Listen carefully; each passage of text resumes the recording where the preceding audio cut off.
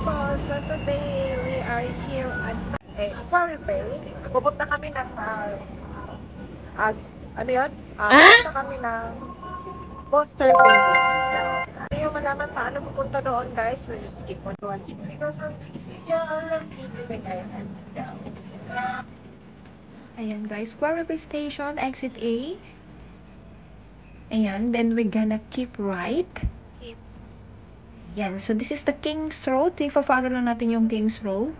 Ito po yon. And then, hahanapin natin yung Oceanic Mansion or King's Road po na building na nakalagay. Doon po tayo papasok kasi nandun po ang Monster Building mismo. Pupunta tayo rito, guys. From the Quarry Bay Station, keep right. And then, para hindi kayo malito, may tatlong footbridge tayong madadaanan. Yan, pag makita nyo ito guys, itong taas na ito yung huling footbridge. And then, tatawid po tayo sa kabila, sa opposite way, which is ang next niyan, it's Oceanic Mansion na po. Yun po yung tatandaan nyo. Madali lang po siyang hanapin. Ayan, so guys, yun yung bridge. Tapos, nandito na tayo. Hahanapin daw natin yung, ano yun? Anong building yan? My mansion. Mansion.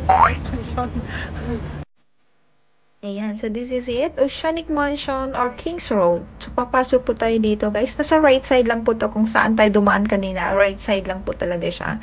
Ayan, so, akit tayo. So, yung makikita ninyo na may mainit dyan, yan na po mismo yung Monster Building. Pero, pupunta tayo sa dulo para makapakuha tayo ng good photo. Ayan. So, take note guys, this is a public housing, so keep silent lang din po tayo. So naging famous po talaga ang Monster Building na to, lalo na sa ating mga Pinoy, simula nung pinalabas yung pelikula ni Catherine Bernardo at ni Alden Richard na Hello Love Goodbye, kasi may scene sila dito.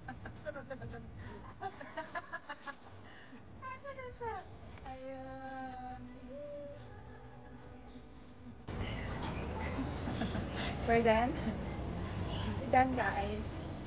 So, ito yung isa sa mga tourist spot before di ko alam nila si Catherine Bernardo ay ni Alden.